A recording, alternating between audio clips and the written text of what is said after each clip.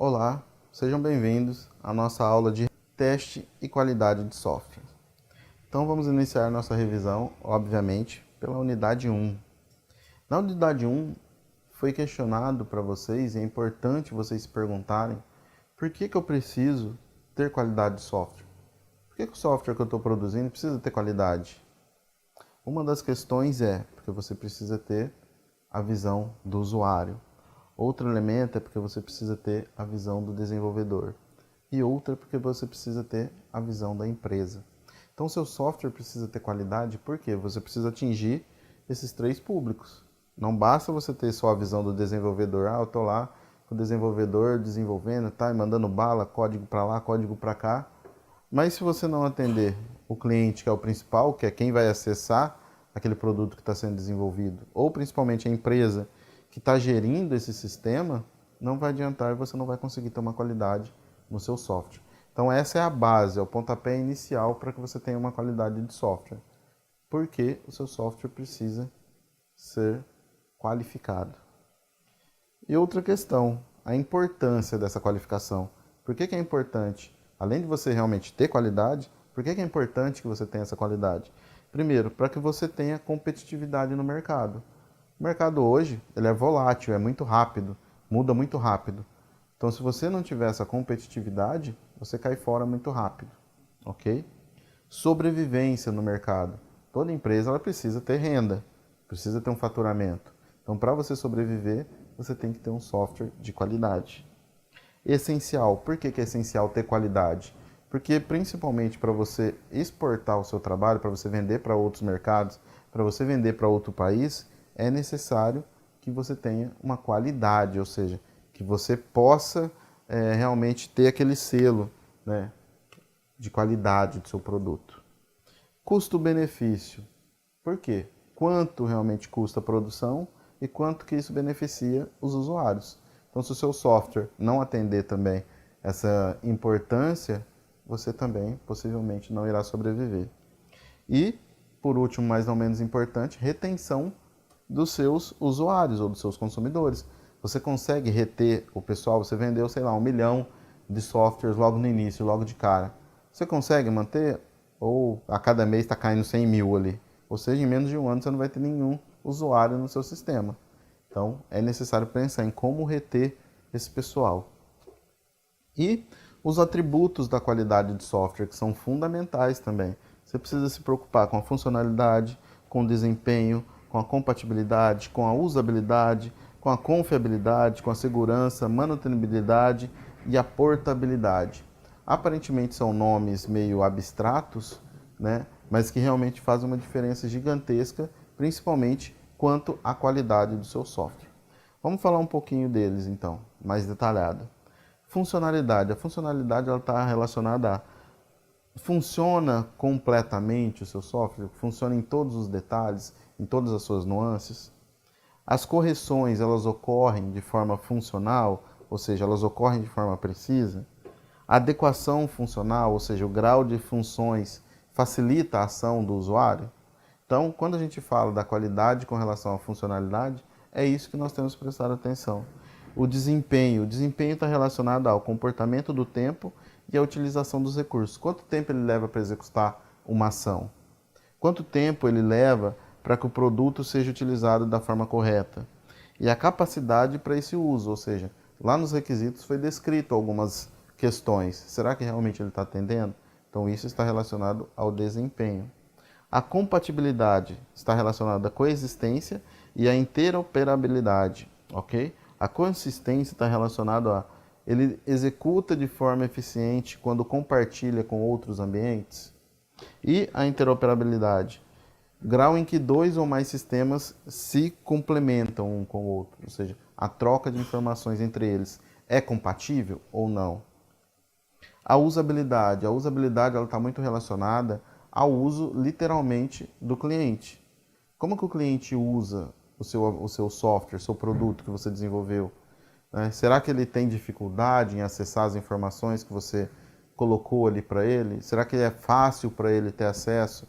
Será que ele precisa fazer N funções para chegar realmente no que ele precisa? Apertar 4, 5 vezes praticamente o mesmo botão para que você dê o resultado para ele. Então isso é usabilidade. Outra, confiabilidade. Seu software é confiável? Quando a gente fala em confiabilidade, nós estamos falando de maturidade, disponibilidade, tolerância a falhas, recuperabilidade, ou seja, você consegue recuperar o que se perdeu de informação? Se você não conseguir recuperar, seu software não é confiável. Por quê? Imagina se você está lá fazendo um trabalho de 2, 3, 4, 5, 10 horas seguidas, dá uma pane e você perdeu tudo, não salvou nada. Cara, imagina o prejuízo, você fazer isso para vários, milhões, milhares de usuários no seu sistema. A confiabilidade vai por água abaixo, ou seja, a confiabilidade da empresa, marca, né, vai por água abaixo. Então é fundamental você ter essas questões e analisar isso profundamente. Segurança. Segurança está muito relacionada à confidencialidade, à integridade, ao não repúdio, à responsabilidade e à autenticidade. Né? Então, ou seja, o seu sistema é confiável ou eu vou sofrer invasões constantemente no meu sistema? Ah, meu sistema é confiável, mas uma hora ou outra aí um hacker vai conseguir entrar e vai pegar as suas informações. Então, que segurança é essa que você está me dando? Não é segurança nenhuma. Né? Imagina, você está lá com o dinheiro no seu banco e de repente alguém entra lá e está lá no relatório, na análise do aplicativo do banco, tá lá, não, é segurança, 100%, tal. O cara vai lá, entra, invade e leva todo o seu dinheiro. E aí? Né? Que segurança é essa? A manutenibilidade está relacionada à modularidade, à reutilização, analisabilidade, modificabilidade, testabilidade. Está muito relacionada à manutenção dos elementos, da própria arquitetura do sistema. Será que eu preciso fazer manutenção constante para atualizar esse sistema para que ele realmente rode da melhor forma possível? Portabilidade está relacionada à adaptabilidade, à instabilidade e à substituibilidade. Eita, Lelê, tanta idade, né, pessoal? Tudo idade lá no final. Então, é interessante porque a portabilidade ela está relacionada a: será que eu consigo mudar de um sistema para outro e isso não vai interferir nas análises que eu estou desenvolvendo? Então, todos esses 8 elementos que eu acabei de citar aqui para vocês fazem parte para que você tenha o selo de qualidade, principalmente do ISO 25010, ok? Para que você realmente fale, o meu software foi desenvolvido com qualidade relacionada a esses elementos e aqueles outros, ok? Então, olha como é fundamental. Então, isso tudo nós vimos na unidade 1. Vamos iniciar, então, a fala relacionada à unidade 2. Na unidade 2, nós falamos com relação às metas e às métricas da qualidade de software. E aí nós utilizamos para representar o framework HERT, ok? Que se a gente for traduzir ao pé da letra seria framework coração, né? Ou seja, modo de trabalho em forma de coração. Como que eu analiso as metas e as métricas do meu projeto através de um framework, né? O framework nada mais é que uma ferramenta, principalmente visual, para que você consiga ter as informações sucintas e de forma clara, ok? Então, o H do framework HERT significa happiness, ou seja, felicidade, se a gente for traduzir para o português tradicional. E eu coloquei aqui o exemplo do aplicativo EasyTax. Tá? Então, o que eles se preocupavam para saber se o cliente que estava utilizando o aplicativo era feliz ou não ao utilizar o aplicativo? E aí deixa até uma pergunta aqui para vocês no ar, pessoal. Vocês já se preocuparam com a felicidade do seu usuário ao utilizar o software que você desenvolveu? Quais eram os objetivos, então, para saber se o cliente estava feliz ou não? Os usuários conseguem cadastrar os taxistas facilmente? Usuários resolvem os problemas nas corridas rapidamente? Quais eram os sinais para saber se isso estava indo ou não? O pessoal responde às pesquisas? A nota de satisfação está sendo alta? O feedback é construtivo e não reclamações? Porque se for muita reclamação constante, significa, opa, peraí, vamos pisar no freio, alguma coisa está errada, nós precisamos analisar. E quais eram as métricas para isso? Satisfação NPS, ou seja, a nota está muito alta. Índice de satisfação de quem o usuário interno atende. Qual que é o índice de satisfação? Se as notas estão sendo 910, 910, 910, significa que a satisfação dos clientes está alta, ou seja, as pessoas estão felizes em utilizar o aplicativo. Então é fundamental que você precise estipular quais são as métricas. E muitas vezes, pessoal, a métrica não existe. Muitas vezes nós teremos que criar essas métricas, vai depender muito de projeto para projeto. Tem projeto que você pode pegar padrões que você já utiliza, que a sua empresa faz uso, mas em outros casos, por exemplo, você está desenvolvendo um aplicativo novo, um software novo, que ninguém nunca desenvolveu algo parecido, você vai ter que medir e saber o que é razoável para aquela questão. Aqui no caso deles, por exemplo, uma forma de saber isso era saber se eles eram felizes ou não ao utilizar. Outro, de repente, pode ser a pessoa consegue medir quantos cliques ela deu, por exemplo, nas redes sociais. Né? A gente sabe que eles medem muito pelos cliques.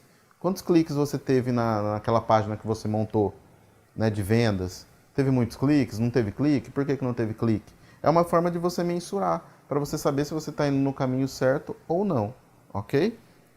Outra forma deles analisarem o hurt é através da habilidade e a capacidade, ou seja, rastrear as corridas. Quais eram os sinais? Os usuários estão resolvendo os problemas mais rápidos? Métrica, velocidade na resolução dos problemas. Eles conseguem resolver os problemas mais rápidos? A adoção, né? Qual que era o objetivo dessa ação? Os usuários conseguem fazer o cadastro e a vistoria da documentação e dos carros sozinhos, remotamente? Quais eram os sinais? Os usuários novos, constantemente? Quais eram as métricas? Né? Quantos cadastrados por vistorias e quanto cadastrado presencialmente? Ou seja, quantas pessoas analisavam a vistoria presencial e quantos analisavam fisicamente, indo no local? Retorno de investimento. Como é que eles vão saber se está dando retorno de investimento ou não? Está reduzindo os custos da operação? A vistoria do carro documental são remota? Por quê? Se é remota, pessoal, você não tem esse deslocamento. Então você diminui automaticamente o custo dessa ação. E qual que era a métrica? Como é que eu vou saber se realmente está funcionando? O custo por pessoa na operação. Quanto custa essa pessoa para fazer essa ação? É 20 centavos, é 30 centavos, é R$1, é R$2? Por quê? Você tem milhares de pessoas usando o EasyTax, tem vários motoristas. Então, às vezes a gente fala em centavos aqui, né, pessoal? Mas aí você está pensando em uma unidade. Imagina 1 milhão de unidades a 10 centavos. Né? Vai dar uma grana bacana. E quais eram as métricas, por exemplo? Custo de oportunidade também por pessoa. E por último, mas não menos importante, a letra T, né, que está relacionada ao sucesso dessas tarefas. Aumentar a quantidade de tarefas feitas por dia. Qual eram os sinais? Tempo para a realização das tarefas reduzidos. Métrica, tempo gasto em cada tarefa. Quanto tempo eles estão levando para fazer cada tarefa? Por exemplo, para finalizar uma corrida, para começar uma corrida. Quanto tempo está levando de um trajeto específico de um lado a outro da cidade. Então isso tudo eles estão mensurando para saber se realmente é viável ou não o negócio, o aplicativo, o produto que eles desenvolveram. Ok? E quando a gente fala da qualidade dos processos, nós também temos que nos preocupar com algumas questões. Hoje, né, se fala muito produzir barato, produzir rápido e cada vez melhor. Porque você não pode produzir algo ruim e rápido. É aquele famoso pastel, né? Você vai produzir um pastel, o pastel é rápido. Beleza, mas o pastel ele já está pronto. Você tem um mise en place ali que se fala, né, na gastronomia. Você já deixa tudo pronto, o óleo está pronto, você vai lá, joga, alguns segundos ele está pronto. Para produzir um software não é assim, né? Mas é necessário. E hoje em dia, com esse mercado competitivo, você precisa ser muito rápido. Mas, óbvio que dentro de uma maturidade de trabalho e principalmente dentro de uma gestão bem produzida, ok?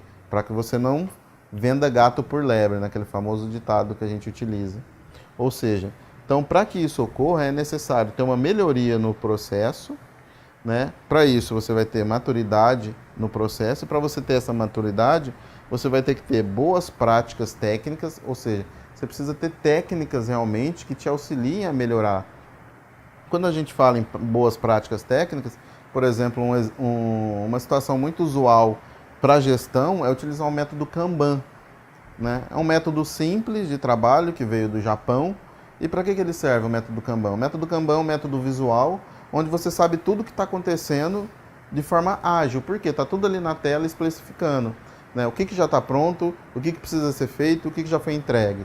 Então todo mundo consegue entender. E hoje um aplicativo que faz isso muito bem, existem N aplicativos, mas que muita gente utiliza, até por ele ser gratuito, pessoas físicas utilizam, não só empresas, o Trello, por exemplo. O Trello é um aplicativo que trabalha muito bem essa questão e te auxilia muito para que você tenha uma maturidade nessa atuação. E com isso, gestão do seu projeto, ok? As abordagens rápidas, elas servem para quê? Né? As abordagens rápidas, elas servem para literalmente trazer essa agilidade no processo, para que você não precise ficar passando de gestor para gestor até chegar em você, né? Ou até chegar lá no cliente. Então, literalmente, o ágil é para facilitar o processo. Agora vamos para a unidade 3. Então vamos lá, na unidade 3, nós começamos a falar mais especificamente a respeito dos testes. Na unidade 1 e na 2, nós falamos mais da qualidade. Mas para que você tenha essa qualidade, você precisa testar.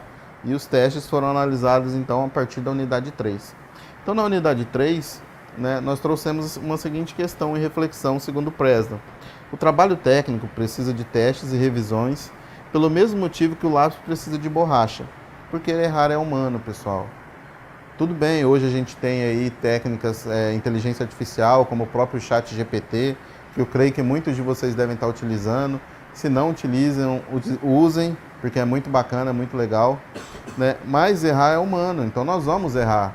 Então os testes não foram prescritos, não foram desenvolvidos para falar, você é ruim de serviço, você não presta. Não, é para realmente analisar, opa, tem uma falha aqui, vamos corrigir essa falha. Uma estratégia de teste de software integra métodos de projetos, de casos de teste em uma série bem planejada de passos, que vão resultar na construção bem-sucedida de um software. Então, para que um software seja bem desenvolvido, é necessário ter essas fases desses testes. Os testes, eles não são aleatórios. Ah, não, eu vou testar agora porque eu acho que deve ser testado. Não, tem que fazer parte da gestão do seu projeto. A maioria dos erros ocorrem, por quê? Por falha humana. Por quê? O sistema só funciona porque você pediu para ele executar algo. Se você pediu para ele executar algo e esse algo foi colocado de forma errônea, não é erro do sistema, é erro de quem foi lá e digitou. Né? De repente você colocou um código que não era para colocar, um código errado. Acontece, como eu acabei de dizer. Nós somos humanos, nós estamos estressados, está corrido o dia, né? A entrega, o prazo está vencendo, a cobrança está em cima, você está virando noite. Então, errar é humano. Então, por isso que é importante testar. Então, os erros são cometidos 60% nas fases iniciais do desenvolvimento, e aí é muito importante a gente analisar, pessoal, porque se 60% ocorre nas fases iniciais do processo, significa que os erros estão relacionados aos requisitos. E o requisito é a base para o desenvolvimento de qualquer software, de qualquer aplicação em TI. Então, ou seja, há uma falha gigantesca entre o que é colocado nos requisitos, o que é alocado, o que é solicitado pelo cliente e o que está sendo executado. Ou seja, parece que o cara está falando Y e ele está entendendo Z, né? Os desenvolvedores. Então, é uma falha muito grande. Então, temos que corrigir isso. 40% durante a implementação. Também é preocupante. Então, isso, pessoal, nós podemos observar que o ser humano é fundamental nesse processo. Então, não é porque nós trabalhamos na área de TI que é só tecnologia, é só máquina. Não. Se o ser humano não estiver bem, nós vamos errar constantemente. E aí essa falha vai custar caro. Tanto que essas funções, né, podem custar de 3 a 5... Essas falhas, desculpa, não essas funções. Essas falhas podem custar de 3 a 5 vezes mais do que se tivesse ocorrido os testes regularmente, ok? E óbvio, quando há teste, há verificação e há validação. Opa, testei, verifiquei, foi validado? Não foi validado? Por que não foi validado? Então, a verificação, ela se refere ao conjunto das atividades que vão garantir que o software implementado corretamente e vai executar a sua função específica. Exemplo, estamos construindo o produto correto? A validação ela vai se referir a uma outra questão, refere-se ao conjunto de atividades que vão garantir que o software construído corresponde às exigências do cliente. Estamos construindo o produto certo? Por quê? Se a falha é comunicacional, o que acontece? Se o cliente pediu A e você está fazendo B, nós estamos construindo o produto certo? Opa, peraí, vamos parar, vamos analisar. Então é fundamental, pessoal, essa comunicação. E essa comunicação ela tem que ser uma comunicação de mão dupla. Não é só gestor falando e não é só desenvolvedor, designers, equipe técnica, né? Não, tem que ser um diálogo e não um monólogo, ok?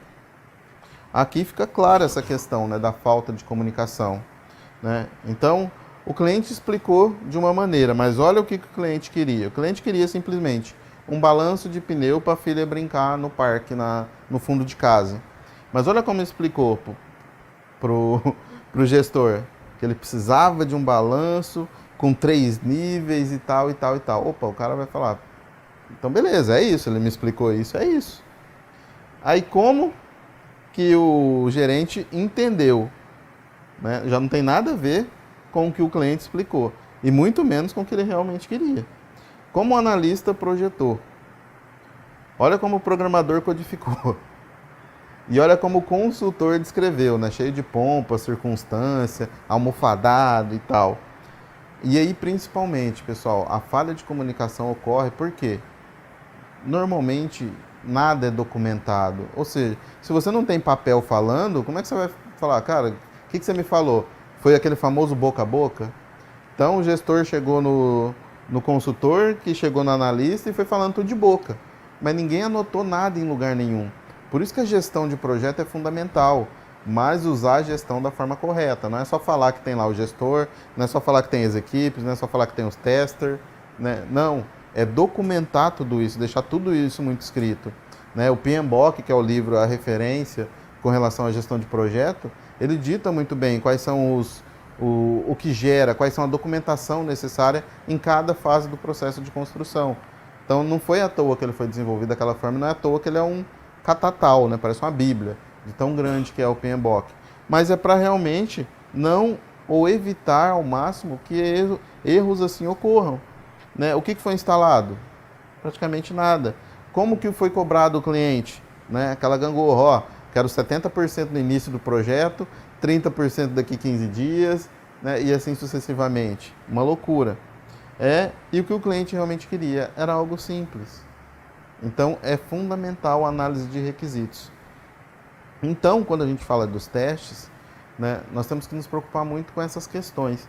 E aí existem N tipos de testes que podem ser utilizados para que você tenha uma qualidade melhor. Tipo teste unitário, teste de integração, teste de validação e testes de sistemas. O teste unitário é aquele que vai analisar unitariamente as suas alocações dentro do sistema que está sendo produzido. Ok? E o teste de integração, ele vai saber se o seu sistema está integrado e vai conseguir se integrar com os outros sistemas a qual está conversando tudo ali. E o teste de integração é dividido em duas fases, o top-down e o bottom-up. O top-down significa o quê? Que ele vai analisar as alocações de acordo com uma hierarquia, de cima para baixo, ok? E o bottom-up é o contrário, ele vai começar a analisar de baixo para cima o sistema, ok? Existe o teste de integração ou a validação, ou seja, aquele que vai dar ok para o seu sistema. E a validação ela se torna bem sucedida quando o software funciona de um modo esperado pelo cliente. Cara, eu fui lá, comprei, ele fez o que ele tinha que fazer. Quer dizer que está validado. Se ele não fez o que ele tinha que fazer, opa, alguma coisa está errada ali. Porque ele foi desenvolvido para fazer aquilo. Por que ele não está fazendo? Então, isso é importantíssimo de ser analisado. Teste de recuperação é para saber se o sistema realmente vai comportar caso tenha uma falha de energia, né, que ocorre normalmente, principalmente quando tem uma chuva, né, como que isso funciona. Então, esse teste é fundamental. Funciona? Voltou? Ok. Vou dar um exemplo clássico. Na minha casa, por exemplo, tem a internet a cabo, choveu, caiu. Esquece, você não consegue assistir nada. Mas na hora que para de chover, o sistema automaticamente ele já retoma. Eu não preciso ter que ligar na empresa, falar, ó, não está voltando, faz alguma coisa por aí, aquele famoso tira da tomada e bota de novo. Não, ele volta automaticamente e volta do jeito que era. Todos os canais ali, ok. Então, é baseado nessa questão, pessoal. Como que esse teste de recuperação ajuda para que a gente saiba que isso realmente vai acontecer. Agora, imagina ao contrário, se toda vez que chove eu tivesse que ligar na empresa, e isso eu estou falando eu, cliente Leandro. Agora, imagina quantos clientes essa empresa não tem. Teria que ter uma sede só para atendimento dessa questão. Então, isso pode invalidar a produtividade do seu software e fazer com que você não seja visto com qualidade. Teste do sistema é você estressar o sistema ao máximo, Deixa eu ver até onde ele suporta com essa memória. Vamos ver até onde ele suporta com essa placa de vídeo. Vamos ver até onde ele suporta sem uma rede. Então, é testar ele ao máximo para ver até onde ele suporta. E, para finalizar a disciplina como um todo, na unidade 4, eu mostrei quais são os objetivos de cada um de alguns desses testes apresentados para vocês, ok? Existem N testes, tá, pessoal? A gente não tem tempo hábil para falar de todos eles, mas é para vocês entenderem um pouquinho. Então, quando a gente fala do teste de estresse, nós estamos falando com relação a restrição de memória, processamento, armazenamento, volume de dados, tempo de transação. Então, é isso que esse teste vai testar. Se realmente ele vai funcionar ao máximo, mesmo estando estressado sem a sua capacidade máxima. Teste de execução, por exemplo, né? Ele vai avaliar o tempo de resposta e processamento do desempenho. Tempo de resposta com relação ao que você está executando. Eu estou clicando uma função aqui, estou abrindo meu banco ali, estou abrindo um aplicativo aqui, estou abrindo minha rede social, estou vendo o YouTube para ver um videozinho, né? Estou baixando um aplicativo de música. Então, estou fazendo essas várias coisas ao mesmo tempo. Então, ele está executando essas funções. Está suportando ou não? Isso tudo está relacionado ao teste de execução, porque ele está executando essas ações. Teste de operação, capacidade de reiniciar operações após a perca da sua integridade. Foi o que eu falei agora há pouco, dei o exemplo da minha internet a cabo. Ok? Qual que é o objetivo? Os utilizadores devem testar sem ajuda nenhuma. É um dos objetivos. Ninguém necessariamente precisa ajudar nesse momento. Pode ser que tenha momentos que sim? Sim, pode ser que sim. Não é obrigatório não ter ninguém. Mas normalmente se resolve sozinho. Ok?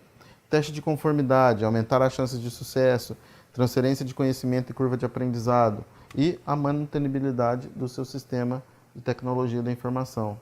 Teste de conformidade, né, é para ver se há a falta de comunicação, para saber se há problemas no processo, para saber se os padrões foram mal entendidos ou se todo mundo entendeu da melhor forma correta.